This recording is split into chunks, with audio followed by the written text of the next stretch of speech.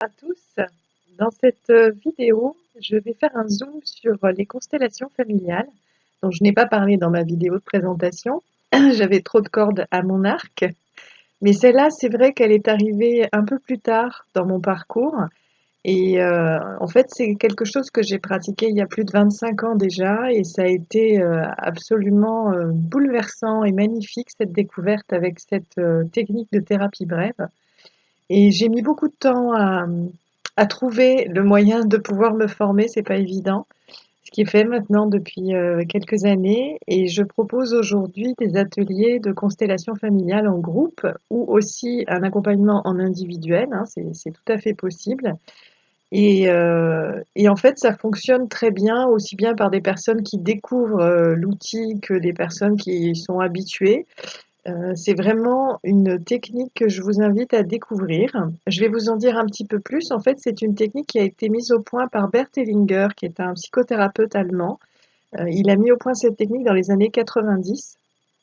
Et en fait, c'est assez incroyable parce que c'est de la psychothérapie, donc on a bien une approche transgénérationnelle, essayer de comprendre pourquoi on est bloqué dans sa vie, pourquoi on a des problèmes relationnels dans sa famille, dans son entourage. Au départ, ça part vraiment de cette base, avec un postulat, c'est que chaque chose et chaque personne a sa juste place dans l'univers.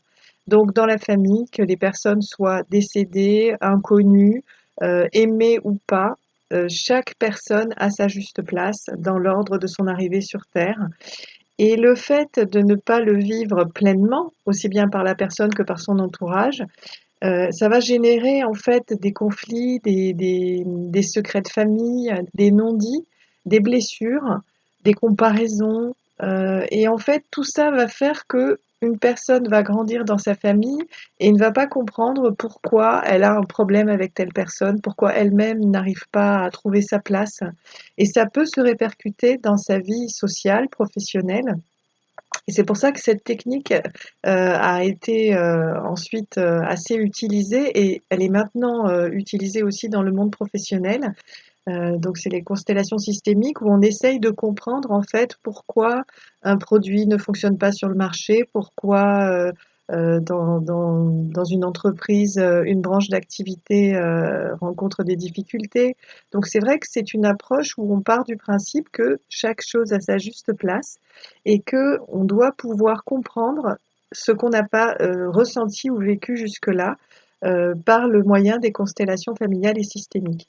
Donc très concrètement, comment ça se passe? C'est une assemblée, on va partir sur un atelier de groupe, c'est ce qui existe le plus souvent, ce qui est pratiqué. Donc vous êtes des participants et une personne qu'on va appeler le constellant va venir exposer sa problématique qui peut être d'ordre affectif, familial, de la maladie, quelque chose qu'elle n'arrive pas à comprendre et à dépasser, à transmuter. Donc elle explique sa problématique et l'animateur va relever en fait des points marquants, des acteurs marquants, des émotions marquantes.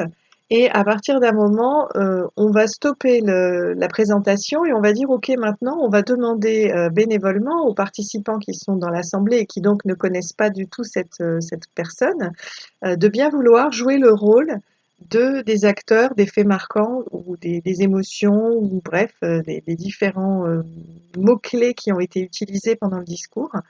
Et ces personnes vont être positionnées dans l'espace.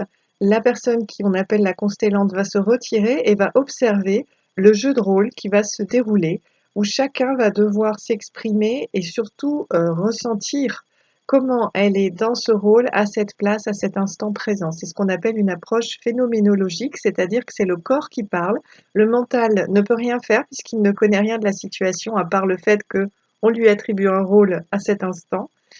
Et c'est assez magnifique de voir l'implication de chaque participant qui se sent pris dans son rôle et qui va dénouer, qui va dire, qui va s'exprimer, qui va bouger jusqu'à ce que le problème soit complètement mis à jour et dénoué.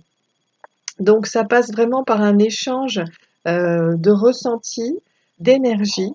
Et l'objectif, c'est qu'à la fin de la constellation, tout le monde se sent à sa juste place et la constellation s'arrête.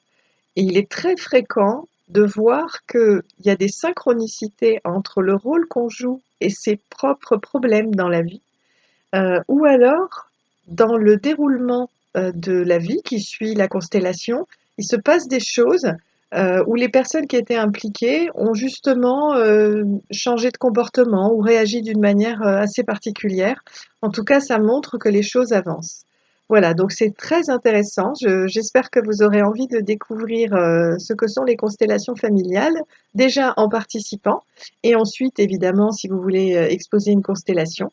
Je vous invite à me rejoindre sur ma page Isabelle Art Thérapie Holistique sur Facebook ou sur Google et à vous inscrire. Je suis à votre disposition. Merci.